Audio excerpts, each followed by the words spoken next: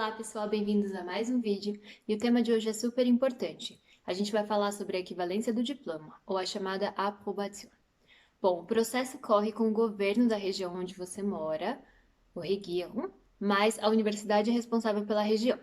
As informações que eu vou dar aqui são referentes à região de Baden-Württemberg, que é onde eu moro.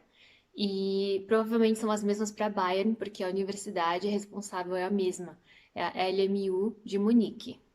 As outras regiões eu não sei, na verdade, para ser bem sincera, como acontece. Eu sei que as provas oficiais, que são as provas sobre as leis, elas normalmente têm que ser aplicadas em todas as universidades. Mas como acontece o esquema, tudo eu não consigo informar.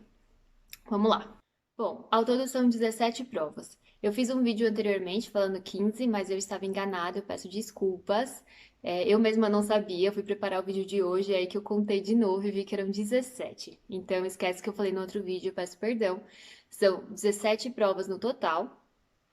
E vamos conversar um pouco sobre essas provas. Vocês não precisam fazer, com certeza, as 17 provas. Isso vai depender de onde você estudou, o quanto você estudou, assim, a carga horária da sua universidade e tudo isso. Você pode optar na região de Baden-Württemberg por fazer uma comparação do que você aprendeu. Isso chama Gutachten. E ele é feito por um professor da LMU e ele vai olhar direitinho tudo que você cursou, os horários, tudo, e ele vai então poder falar assim: ah, essa pessoa precisa ainda fazer essa prova ou não. O custo dessa comparação é de 330 euros para o professor, mais 100 euros para o governo da região, porque eles vão ter que depois oficializar esse documento e tudo mais. Quando eu fiz essa comparação, eu também precisei anexar, junto com os meus documentos, o meu diploma apostilado, mas a tradução juramentada, e eu também traduzi juramentado o meu histórico escolar. Fora isso, eu também precisei de uma descrição de todas as matérias, para eles entenderem exatamente o que foi que você viu durante a graduação.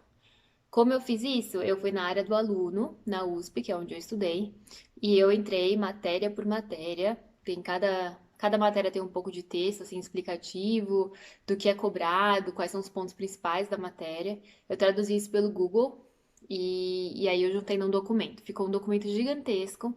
Eu lembro que foram tipo 40 páginas, 50 páginas. Pra ser bem sincero, eu não sei se o professor leu tudo isso ou não, mas enfim, eu passei essa descrição para ele caso ele tivesse dúvida em alguma matéria, se eu estava preparada, condizente com as regras alemãs ou não. Eu vou listar primeiro as matérias que eu consegui equivalência, tá? Então eu paguei sim todo esse preço para um professor lá de Munique. Ele fez para mim a comparação e dessas 17 provas eu preciso fazer apenas 7. Então assim, é caro, é bem caro, só que vale a pena. Até porque cada prova que você precisa fazer, pelo menos em Munique, você paga 80 euros. Sem contar os custos, é claro, de transporte. Então, por exemplo, eu moro em Stuttgart, eu tenho que ir até Munique, então tem os custos de transporte e, quiçá, assim, também, por exemplo, hospedagem, né?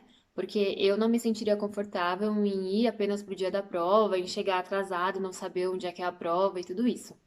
Então, teria aí o custo de transporte e hospedagem, mais os 80 da prova. Então, o valor é alto para fazer a comparação, mas te salva do estresse, te salva o tempo de precisar estudar para todas essas provas e também financeiramente vale a pena.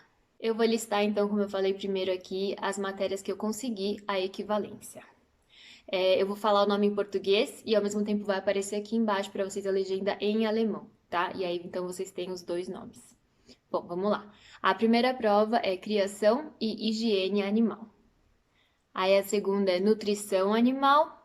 Depois tem clínica propedêutica, que é a clínica geral. Virologia. Aí temos bacteriologia e micologia. Depois vem parasitologia. Depois temos farmacologia e toxicologia. Aí temos medicina aviária, patologia geral, patologia especial, anatomia e histologia. Essas quatro são uma só. E ciência do leite. Então aqui nós temos 10 provas que normalmente a gente consegue ter equivalência. Se a gente tiver o número de horas correspondentes e o que a gente estudou for o mesmo conteúdo deles aqui, normalmente a gente consegue então essa equivalência para as 10 provas. Agora eu vou listar as 7 provas que eu não consegui equivalência e que a equivalência é bem improvável, pelo simples fato de que nessas 7 matérias o que conta muito são as leis alemãs. Então, assim, a gente teve essas matérias no Brasil, mas não com as leis alemãs. Então, para eles isso é muito importante. Por isso que normalmente essas 7 provas elas são obrigatórias. Então, independente da região, normalmente o que eu ouvi falar é que essas 7 provas é o que precisa fazer mesmo, porque elas dizem respeito à legislação alemã. Então vamos lá. Temos proteção animal e etiologia, controle de doenças animais e epidemiologia de doenças infecciosas, medicações e narcóticos, radiologia, inspeção e higiene alimentar, higiene da carne, medicina veterinária forense, direito profissional e ético. Como funciona é que tem professores que são responsáveis por cada matéria e às vezes um professor é responsável por mais de uma matéria. Então você entra em contato diretamente com esses professores. É claro, depois que você sabe que provas você precisa fazer e tudo, as pessoas te dão um contato, né? Esse professor que estabelece para você a comparação, ele te passa um e-mail, te escreve e te fala quem são os responsáveis por essas matérias e como contatá-los. Então eu contatei já os 7 que eu preciso. E isso difere muito. Então, tem alguns que falam assim: ah, acessa lá o site e essa parte é mais importante, mas dá uma olhada no site inteiro. Tem professor que me mandou, por exemplo, o PDF. Tem professor que me mandou o livro. Tem professor que me mandou slide de aula. Tem professor é, que passa resumo, enfim. Então, cada um trabalha do seu jeito. E aí, eu não sei se é por causa do corona agora, mas eles ficaram bem flexíveis em poder fazer a prova online, o que não é normal. Mas eles falaram que a gente pode fazer uma conferência, uma videoconferência, por exemplo, e fazer a prova. E eles se mostraram também bem flexíveis na hora de marcar a prova. Então, me falaram: ah, quando você estiver preparada, me escreve, me sugere datas e a gente combina.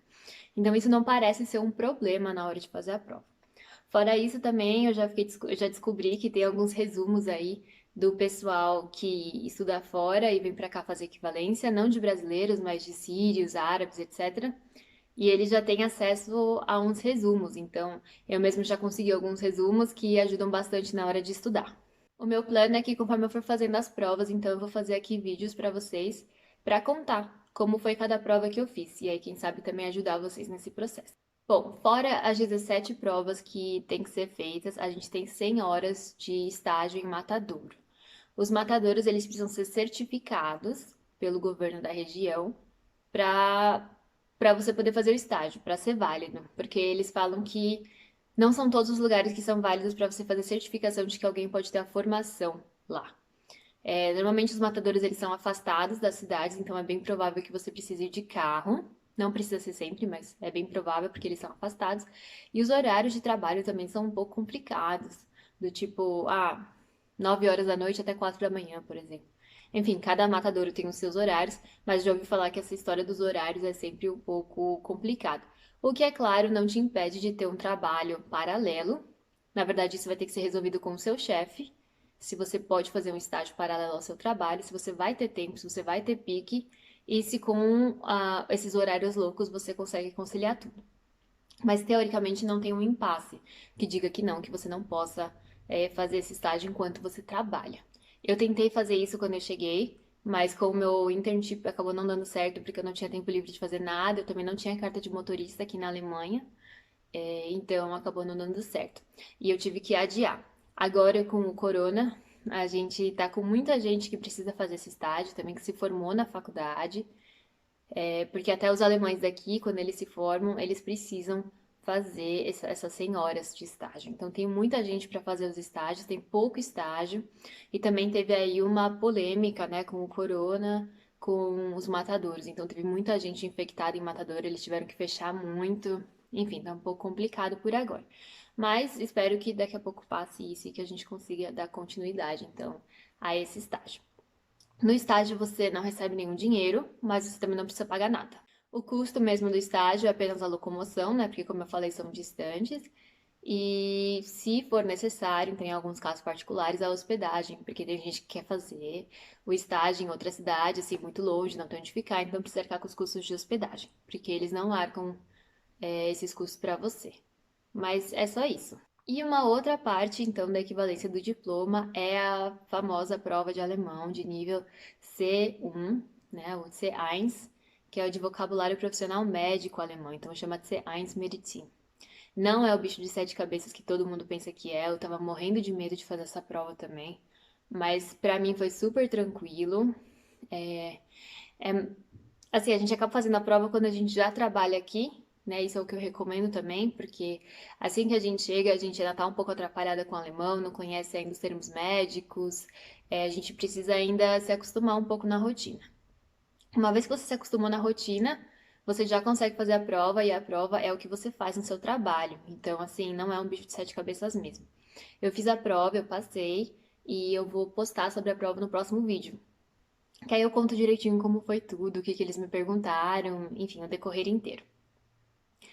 O custo dessa prova é de 500 euros, o que também é bem salgado. Você faz a prova pela Câmara dos Veterinários da região onde você mora.